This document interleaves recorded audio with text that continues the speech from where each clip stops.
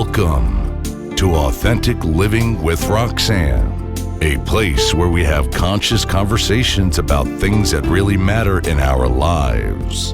And now here's your host, Roxanne Durhaj.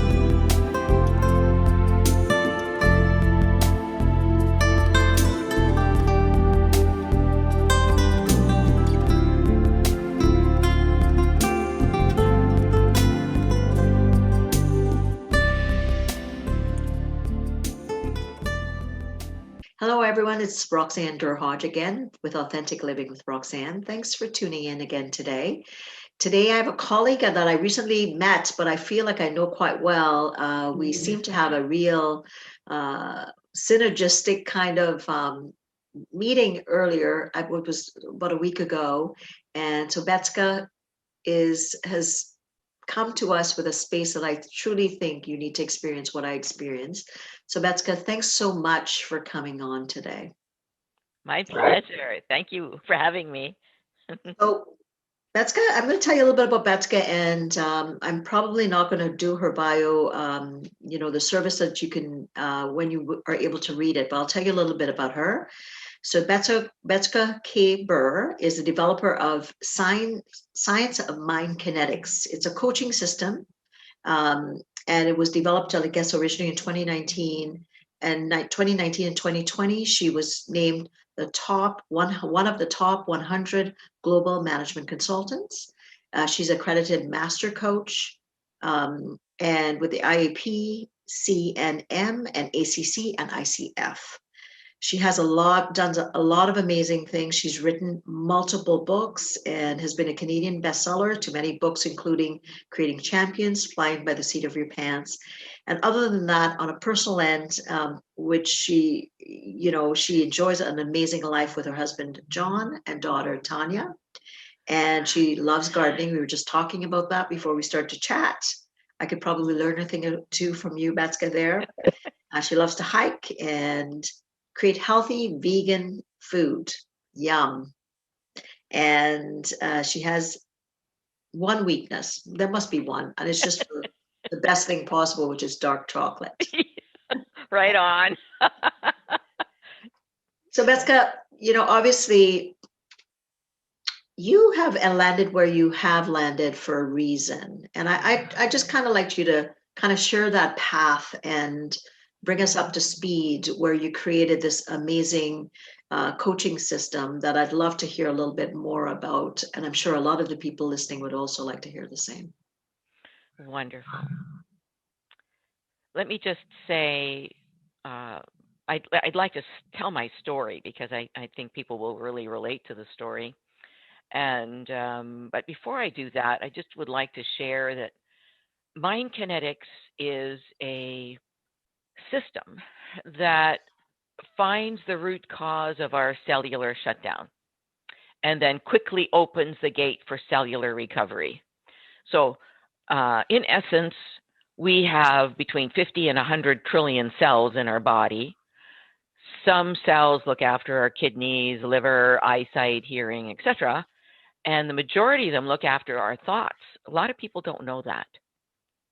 And so if we're having difficulty, if we're a manager and we're having difficulty communicating with our staff, or we're having husband and wife issues at home in terms of communication, or whatever the case is, then that means that the receptors sitting on the cells in charge of that issue have become constricted because of some emotional event from the past. Candace Pert, God bless her, was a neuroscientist. She has passed, but she was the first person to really bring the science into the foreground. And so we have developed over 80 methodologies here that allow us to take a client into the subconscious mind, for example, because that's where the action is, right? The subconscious mind is where all of our negative habits, negative thoughts, patterns are stored, as well as our positive ones. Mm-hmm. So we want to know what those positive ones are so that we can amplify them, make them stronger. And we want to know what those negative thoughts are and get rid of them. We want to flip the negative thoughts, our fears, our negative beliefs about self and others, flip them into a positive. And it's done at that subconscious level. And to show you the power of mind kinetics, within 5 seconds, not minutes, seconds, we can take a client into their subconscious mind and find the root cause age of when that receptor shut down. We don't know of any other system on the planet that can do that. Now let me tell you my story. Our daughter had just been born, and I became bankrupt emotionally, intellectually, spiritually, and physically. Thank God we didn't go bankrupt financially, because that would have been the last straw.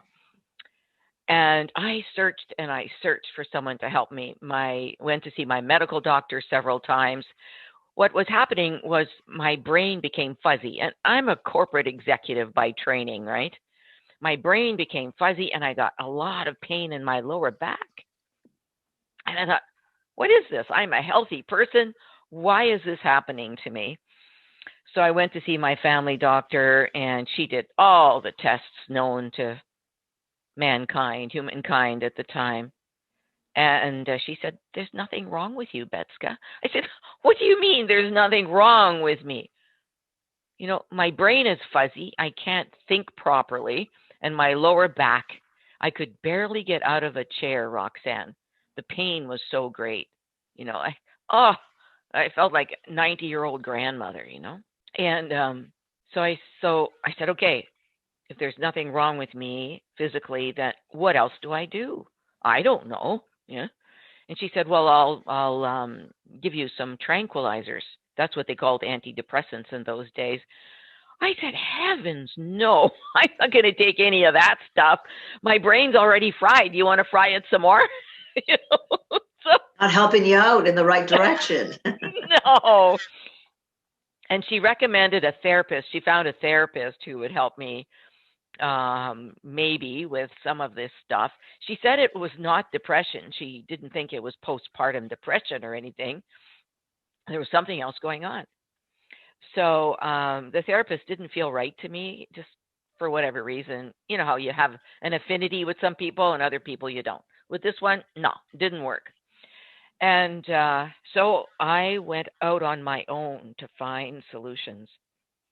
And I engaged in shiatsu massage, acupuncture, Ayurvedic medicine, anything in that realm, different types of massages. And I was very grateful to those modalities because they kept me at least afloat, not sinking further into whatever was going on. For 2 years, I did that. And then a friend of mine who was an artist, Ken Jackson from London, Ontario, he called me up one day and he said, Betska, I've met a lady. I did a workshop on the weekend, and I think you need to meet her. Her name was Jan Sweeney. And I said, okay, I trusted Ken. So I called Jan up and arranged to have a one-on-one session with her. And she called herself, now that I look back, she was a coach, like a mind kinetics coach. But she called herself a facilitator of stress elimination. Okay. Long title, right? Long title. Yes, definitely. So I had the first session and noticed a difference. The second session, wow. After the third session, she helped me identify the biggest boulder sitting on my shoulder, creating all this pain for me and stopping me from moving forward. And it was buried in the subconscious mind. So I tell you, Roxanne, it was the doorway I was looking for. It was the window I was looking for to change my life. And so I said to her, Jan, can you teach me how to do this stuff? Looks like anybody can do it. And she said, yep, I have a course starting in a month. Sign up.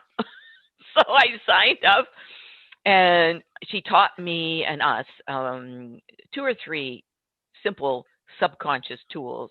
I practiced them on myself when Tanya, our daughter, was in bed and John was asleep as well. I would self-coach for an hour and a half to 2 hours every night until Jan told me to stop doing it. I was processing in the subconscious mind too much. So I cut it back to 5 days instead of 7 days.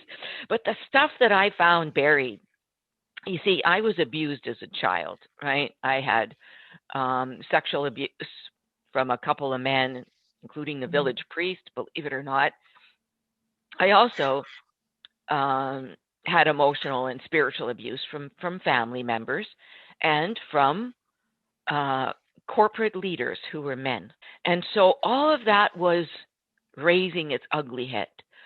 I needed to deal with it. And if you're familiar with the work of Dr. Christian Northrup, Yes.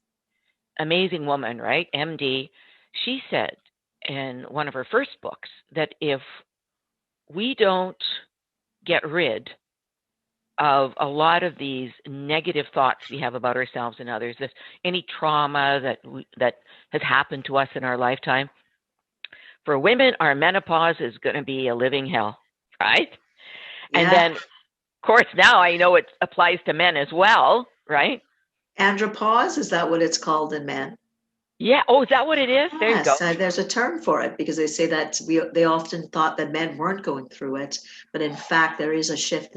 Maybe it's not as pronounced as with women, but there is in fact a stage that men go through the same kind of shifts hormonally. So ANDRA, andropause. I'm not sure it's an O. I'm not sure of the spelling, but yeah, but I'm sure if you put it in, I'll find it. you'll Yeah. find it. Yeah. Yeah. So that I worked on myself and I found so many negative thoughts and beliefs and fears, huge fears sitting in my subconscious mind that were affecting my physical body and affecting my brain, right? And so I kept working and working and working on myself. And the next part of the story is quite interesting because Jan was there for the first 2 or 3 years. She suggested I have another teacher, which I'll talk about in a moment as well. So I kept working and working on myself to toss out these negative beliefs about myself and others and just all the trauma that comes with life sometimes, you know. And it was working. Oh, it was so wonderful, the freedom to not have all this garbage sitting in my head, right, or in my cells and in my cells. And so eventually, Jan told me, you are ready for a new teacher. It's very smart when a teacher can tell you that you're ready for another teacher. That's when you know it's a true teacher because they know what they are meant to teach you, and then when they need to pass you off to where you need to be. That's right. Yeah. And she was one of those, Roxanne. She was, I wish she hadn't gone to heaven so early because so many times after that, I wished I could have contacted her and said hi or, you know, just have another session or something, right? But she knew that I needed to go with another teacher. And I said, okay, well, who is this new teacher? Like, who is this new person? And she very clearly told me who it was. It was Supreme Master Ching Hai. And I said, what's a Ching Hai, right? never heard of that. And she said, it means oceans of love. Okay, that sounds good to me. And where do I find this teacher? I thought, we were living in Ottawa at the time, in Stittsville, Ontario, actually. And I thought I could just go knock on this woman's door and say hi, right? She said, no. She's an international teacher, actually spiritual master, and she has centers all around the world, fully enlightened, and that's where you need to be. You need to learn her meditation. And so I trusted Jan, and it's a little cute story because she said, you order the book first. She has many free books, and you order this one little Key of Immediate Enlightenment. So I ordered the Key of Immediate Enlightenment, and Jan warned me. She said, when you receive the book, if you open it, chances are you're going to go vegetarian. I said, oh my God, I can't do that. My husband loves his T-bone steak, right? A little bit of vegetable on the side, his beef burgers, No, I can't, I can't do this to my husband, right? Because I'm the cook in the family. So, but something inside me said, no, I need to engage with this teacher. So I ordered the book, and when it came in the mail, and it took forever to come, I think the master was already working on me on the inside, right? And so I got the book, and I knew I could see the address, and I took it out of the envelope, and I immediately put it on my shelf, because Jan said, if you open the book, chances are you're going to go vegetarian. Well, Roxanne, 2 weeks later, without even opening the book, I went vegetarian. That's the power of a living master, right? So my husband was in Portugal visiting his mom, and he came home, and I said to him, honey, I'm going vegetarian. But I said, I'll continue to cook chicken and fish for you. And we weren't eating red meat at the time, at that stage, because naturopath told me that I needed to stop eating red meat, that it was not good for me. So I did. Anyway, John said, oh no, we'll continue to eat whatever you want to cook. I said, God bless you. What a man, right? What incredible support. Making this very long story, hopefully shorter. I started meditation 30 minutes a day in 1997, February of 1997. And then in June of the same year, I got initiated into the Kuan Yin method of meditation, which is 2.5 hours minimum a day. And it was a commitment, and it was very difficult to start with, but I've been doing it ever since. And here's the story. Here's the beautiful part of the story is the master says that when you get initiated and you put in that amount of meditation time, your gifts from God will come to you. And I had no idea what that gift was going to be, but all of a sudden I started developing mind kinetics, and I had no idea that we were going to call it mind kinetics, to the point where now we have 80 different methodologies. It's a coaching system that is so pure because it came from my meditation, and they're extremely powerful. It is not like you asked me, how is it different? Well, most coaching methods on the planet are working with the left hemisphere, the analytical part of us, so you just go into you're studying your time mastery, or how good of a strategic planner are you, or how good of a communicator you are, and so on. Mind kinetics takes you into, you take a look at not only your intellectual roadblocks and your physical roadblocks to achieving a goal or overcoming a challenge, you go into your emotional and spiritual roadblocks. And in your experience, Roxanne, when you look at those 4 types of roadblocks, where are the biggest ones? Well, it's generally the ones that I say that are sneaky, and they're often emotional, right? They're little buggers that sit below the surface, and you think you're like got it all figured out. And these are the ones that are trapping you, and you're not aware that it's trapping you until you really unearth it. Yes, that's it.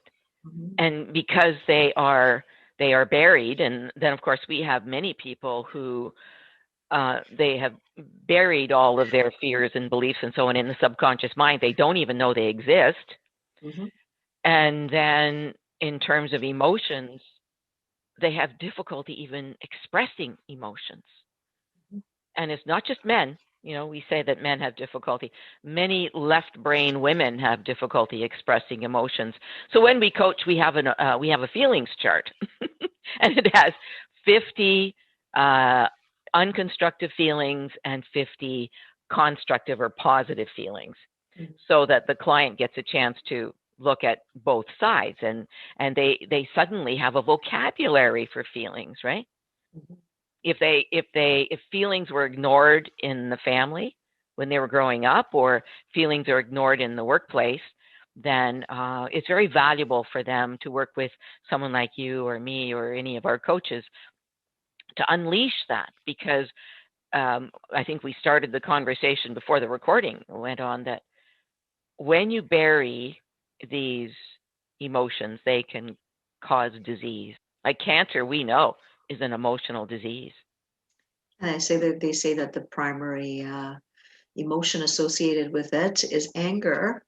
And because the immune system flows throughout, that if you look at a lot of people or people that cannot say no, right? The people that continually silence their voice because of whatever, like you talked a little bit about trauma, but of course that's in working in having one of those specialties in my clinical practice.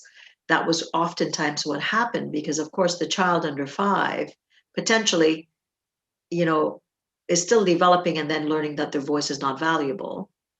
And then they tuck that away somewhere and then they become, adult versions of themselves carrying those hidden messages. Wow, yes, absolutely. And when I started applying for corporate contracts, not only for me, but for our own coaches, I was getting so many leaders signing up for Mind Kinetics. And so I finally decided to ask them, well, why did you want to work with me instead of you've got a roster of 70 different coaches? Mm-hmm. Why did you want to work with me? And they said something very interesting. It shows you how many leaders are so advanced in their thinking, right? They're so smart. They're there for a reason. But the response they gave me was, well, Betska, when I looked at all the other coaches, they do boardroom coaching only, or they just do logical left brain stuff. You're telling me you're going to take me into my subconscious mind to find what is buried there. What is my programming as a leader? Mm-hmm. My negative and my positive programming. And then you said you were going to take me into my superconscious to find immediate solutions to my challenges. And they said it's a no-brainer. Why would I want to do just logical left brain coaching when for the same dollar I can get all of this? So I was so happy for them that they wanted. And again, it shows me the consciousness of many leaders today. I've coached, leaders, a leader of our national political party. I have coached royalty. I have coached assistant deputy ministers and deputy ministers in provincial governments and young children and families. I love the diversity of the work that we do. So happy that this law of attraction works, because this one executive who has been on antidepressants, actually two antidepressants. One is Prozac in its strength, so you know how strong these things are. And she, from the stress in her job or whatever it was, stress in her personal life, ended up addicted to, and the addiction to the pharmaceuticals is one thing, but she was addicted to gambling, addicted to alcohol, and sexual abuse. Mm-hmm. Kind of interesting, and this is what's hidden in the corporate world, right? And she had tried for 30 years, she had tried therapy and was getting worse. And she had tried all kinds of modalities and it was getting worse. They kept increasing the strength of her antidepressants. That's all they would do. So wonderful working with this woman. Once she connected to the emotions that were buried, once she connected to the negative beliefs she has about herself and about others, she was able to drop her gambling addiction and was able to connect with her spirit, with the love. When we talk about spirituality in the workplace, people think, oh, it's about, some religious order or something. No, if you want to talk religion, we're here. Many times my leader clients teach me about Hinduism and Christianity and Jainism and, whatever, right? I learn from them. They are the experts in their own religion. But spirituality to me means really loving self and really loving others. And so that's what happened to this woman, and it changed her life. And another corporate leader was getting very frustrated with the men in her organization who were incredibly abusive emotionally and intellectually and physically, from the perspective of she was very worthy. This woman was incredibly brilliant, and that's probably why they kept refusing to promote her, because she was a threat to them, right? Have you seen that in your practice? Oh, absolutely, absolutely. Because you see, and potentially, unfortunately, in some corporate environments, females believe that they have to display a certain quality to go ahead. And I know when I was an executive at those boardrooms, that was the element. And I think sometimes when you talk about some of the clearing and that permission that women have now been given to be more collaborative versus kind of autocratic, there's that opening to just be more of yourself and bring the strength that you have. But sometimes, women get into that scenarios and they get perceived a certain way, and then they can't shift. That's right. Yeah. For some reason, I could just see how potentially, let's think about it. It was one with trauma, to bring that up. And I think most of us have been through things in our life. To have lived means you've been through pain. And if we're seeing that a lot of, potentially leaders, but some of them, maybe they get some assistance and they get through what they need to. But there's 1 in 6, say, boys that have been through some type of trauma, and 1 in 3 girls in North America. That's a lot of people that are walking around, potentially high functioning individuals that are still holding on to their traumas, and they put them into boardrooms. And then how does that play through? Right. Thank you. And, it's my experience that, I talked about my trauma, sexual abuse, etc., and not being promoted and so on. But trauma can be small traumas, like in elementary school, there was this young man who was a little slow intellectually, and he got the biggest kick out of sneaking behind me, blowing up a paper bag and smashing it behind my head, right? And if I was concentrating on something, I'm not expecting this paper bag being blown up. And I remember doing a lot of clearing on myself on that, because I'm thinking, why would this person do this to me? Like what's the jolly he's getting out of that? And it can also be trauma, with women not being listened to in the workplace, right? Women are brilliant. In fact, we know that women have a 1 or 2% higher noble quality, which means the ability to listen and nurture and so on. And if we had time, I'd tell you a story there too. So there are many, many reasons.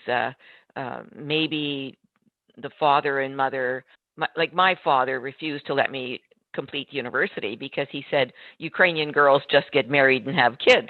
Ha ha. Right? So in that time, that was the norm. Yeah. That was the norm. Yeah. So I think what I oftentimes you'll hear a lot of people talking about executive coaching, and they talk about, stay present, I remember the first executive coach I got probably in my 20s. And I remember, because I knew I wanted to shift off and do certain things. And, at times, I'm a, 25-year-old young female trying to do certain things. And I would, get emotional. And I remember distinctly him saying, stay present. This is about the goals. This is about where you're going to go next. These are about the steps. And I remember feeling that, thinking, well, if I've got these things coming up for me, it may not be that it was anything big, but I needed to be able to share that. And now that you're talking about what you're talking about and what I've done as a psychotherapist, to facilitate a space to have people really sit and really kind of understand if there's the same pattern over and over again, that there's some precipitating factor that's keeping them tethered to that. Right. But oftentimes in executive coaching, we think, oh, no, let's not touch that, because that's therapy. But really, we bring our beliefs and our assumptions with us. And there must be a way to lift it So it doesn't become, kind of, like woo-woo. It doesn't have to be woo-woo. Yeah, that's right. Yeah, and so these 80 methodologies, 80 plus methodologies, have each one has a different frequency, a different vibration, and therefore a different role. So some of your viewers might want to go to www.thebrainwalk.com. It's free of charge. And they can go into their own subconscious mind and address a fear or whatever's coming up for them and kick it out, right? And come up with a solution from their superconscious in less than 15 minutes. That's really cool, right? So we offer some of those free things to the world, free methodologies. And then we have methodologies on one's called relationship with self. And that, what you just said reminded me that when we really need to have strong relationships with ourselves. We need to love ourselves. We need to accept ourselves. We need to respect ourselves. We need to have integrity with ourselves. Here at CLI, we've got, we work with values cards. Some people call them virtues. And we use these to go into the subconscious mind to find out, well, what is that negative belief that's lurking there? What is that negative characteristic that I dislike about myself on the subconscious level? Of course, we do a lot of it on the conscious level because, people are smart. They know exactly what characteristic they don't like about themselves. But when they go into the subconscious, they go, oh my God, it goes so much deeper. Yeah. So we have tools for relationship with self to turn their negative characteristics into positive ones for them. We have we help them find positive characteristics and traits that they can amplify, make even stronger. And that's what we really need right now with COVID. We need people to really get rid of their fears because when I meditate, I feel those fears all around the planet. And then also, the positive ones, we have to really address the positive attributes of humans.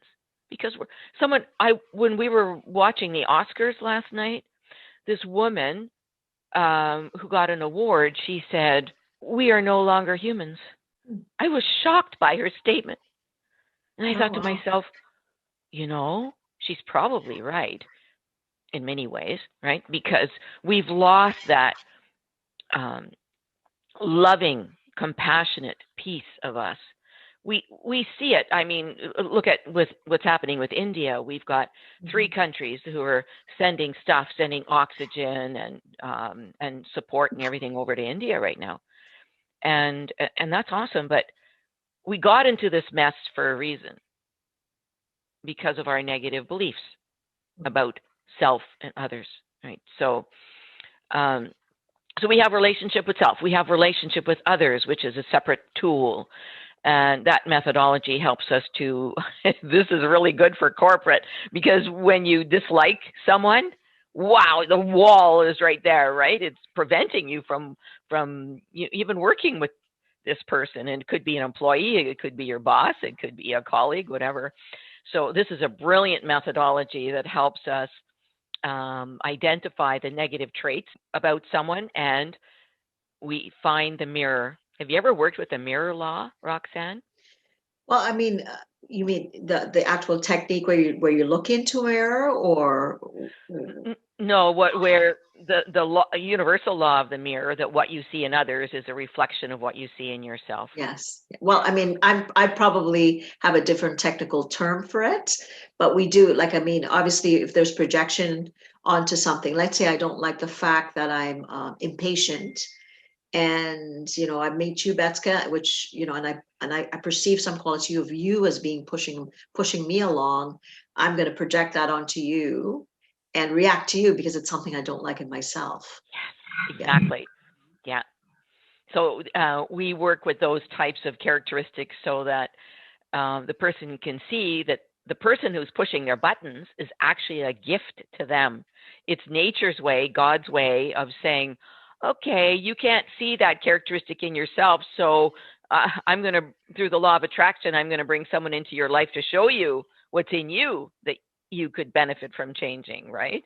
Mhm. And then the same with the positives and so on. So relationship with others shifts people in corporate and in families, because if we've got husbands and wives rubbing against each other and they hate each other, or, you know, their marriage is failing, whatever, then we get them to see how valuable their partner really is in showing them the mirror so that they could love themselves more. Mhm. And then we have tools that will help you identify that biggest boulder on your shoulder. We've got tools for helping people with their health. Like I had one woman who had very bad colitis. She could barely go on an airplane because she'd have to go to the bathroom as soon as the buckle was on, right? So it took a few sessions and her colitis went into remission. And the list goes on. We have tools for body, mind, and spirit. But it took me many years to develop these. It's a heavy, not a heavy, it's heavy laden science because of the number of methodologies, but our coaches love it because they can coach anyone, anywhere on anything. Right, right. So out there in the corporate world right now, what do you think are the core fundamental things that people are struggling with in the time that we're in? You know, the biggest one is being strategic thinkers. Mhm. When the world is in so much pain, the leaders are kind of following each other like sheep, instead of like one of the leaders who's doing really well, of course, is the Prime Minister of New Zealand. Mhm. And the leaders in Taiwan and Vietnam. One of my clients from Vietnam, we were working the other day, and she said, we don't have COVID here, you know? And so those leaders today need to sit back and really look deeply at Mhm. their ability to think, because they need to go, if I was to be very honest with them, it's important that they go into their subconscious mind to find what is stopping them from really kicking this COVID in the butt. What is stopping them? What are their beliefs as an individual, as a team, as a government, you know? Because, you know, the conspiracy theories are just everywhere right now, right? Of course, yeah. I mean, it's massive. And don't take the jab because you're going to get sick or whatever, right? Mhm. So that is hugely missing. If I look at the geniuses, the genii of history, like Einstein, for example, Plato, Da Vinci, Socrates, so many of those people had the ability to become pentalateral thinkers, people who could sit down and can solve a problem using their left brain, their right brain, conscious mind, subconscious, and superconscious. And that's what mind kinetics does. It helps you to look at a problem from all five areas. And how much sense does that make to you, Roxanne? No, it does, because I think there is no template for what we're going through. So really all the applications of things that would you be able to slap on to a past problem. This is such a unique space and time that really we have to go to a different level to be able to access a part of us that allows us to see clearer for things that maybe have never been developed for this ever evolving problem, to create solutions that it's like the fractal theory, right? You got to follow it as you go, but you have to stay clear-minded and not be weighed down by the propensity or the heaviness of fear as well. Yes, it's huge. Like one of our coaches from that attended our group coaching session every month. Our student coaches from around the world gather, and we do some amazing work. And this gentleman said that he said COVID is a divine creation. It is a spiritual awakening. And it's good for leaders to look at the intellectual side, the physical side, the vaccine side, yes. But, there are some countries, for example, who refuse to have lockdowns. Do you know that there are some countries who, if you don't wear a mask, they throw you in jail? Happening now. Yes, because lockdowns are dramatically affecting the emotional, spiritual being of people. Mhm. It is just massive. So I agree with that gentleman that we need to look at the whole picture and really think this thing through. And I could sit here forever and talk about solutions, because there are some that are, to me, very obvious what they need to be. And I don't know if you want to go there today or not, but Well, I think we probably could, but I know I'm aware of our time as well. So for you, like we've talked about so much, and we've talked about breadth and depth. We've talked about the mind. We've talked about the unconscious. We've talked about leadership and the fact that whether it's a small T trauma to a big T trauma, which any kind of cross section of both, we have to do things a bit differently in order to get to a space to create what we call in the psychology world second order change, which is true change, right, which is not the symptomatic change, but the deeper level change. right. So what, if you are talking, if there's CEOs or leaders listening, or senior leaderships teams listening, what could be, say, 2 tips that you would give them now to get on the way to what you're suggesting would be helpful? Okay, so 2 things. We need to change the way we're doing things. That second order change, I like how you phrase that. What we're doing right now is not working very well. So what do we need to do? I'm coaching a CEO from India right now, and he's asked the same thing. Brilliant man. Oh my gosh. So what he wanted to do was he started a new job as a leader, representing a company from Europe, and it's a first for his country. And it has the potential to explode, but he wants to do it the right way. And he wanted to know, and this is the advice, he wanted to know, Betska, what negative beliefs and fears do I have in my subconscious mind that are stopping me from really making this business successful? Mm. Holy cow, when we started to look at his stuff, it just flooded out stuff, just flooded out. And he is so happy. You should see his ROI. We do an ROI document at the end to see the before and after. Yes. And he's flying. This guy is flying.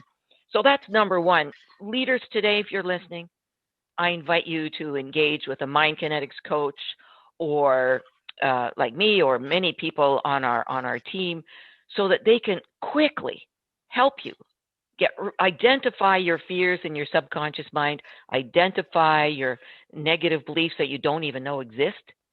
But clearly they're there if you're stuck, or if you're not moving forward, or if we're not helping the world to heal this thing. We're stuck. Right. And then the second piece of advice is self-coach. If you don't have the money to hire a coach, then at least go to www.thebrainwalk.com and do that. And if you still want to learn more, then you can write to me, and I'll give you a free spot in one of our coach training programs. It's just only about 26 hours. We really want to help this world, and so that is the gift we offer you today. That's good. Thanks so much for your time. So, me bringing the unique background that I do as a psychotherapist and also as a coach, I often get into, what's beneath the surface, and that you're not defined from what you come from. Yeah. But sometimes we need special guidance in order to figure those things out. And with leaders, they are high tactical functioners that are outcome driven, but oftentimes that's not the place that's keeping them stuck.